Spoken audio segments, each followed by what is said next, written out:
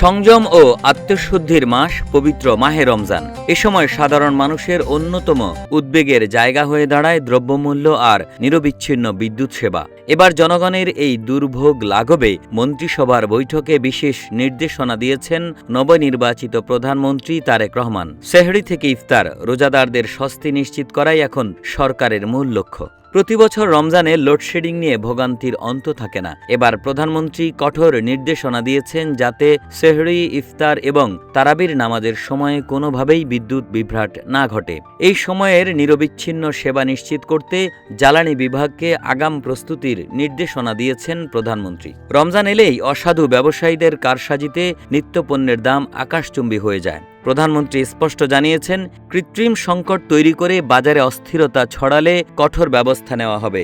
বাণিজ্য মন্ত্রণালয় এবং জেলা প্রশাসনকে নিয়মিত বাজার মনিটরিং ও ভ্রাম্যমাণ আদালত পরিচালনার নির্দেশ দিয়েছেন তিনি। বিশ্লেষকদের মতে প্রধানমন্ত্রীর এই নির্দেশগুলো মাঠ পর্যায়ে যথাযথভাবে বাস্তবায়িত হলে সাধারণ মানুষ একটি সুন্দর ও স্বস্তিদায়ক রমজান অতিবাহিত করতে পারবে বলে আশা করা হচ্ছে। তবে বেসরকারি উদ্যোগের পাশাপাশি ব্যবসায়ীদের নৈতিকতা ও সাধারণ মানুষের সচেতনতাও রমজানের পবিত্রতা রক্ষার সমান গুরুত্বপূর্ণ বলে মনে করছেন তারা।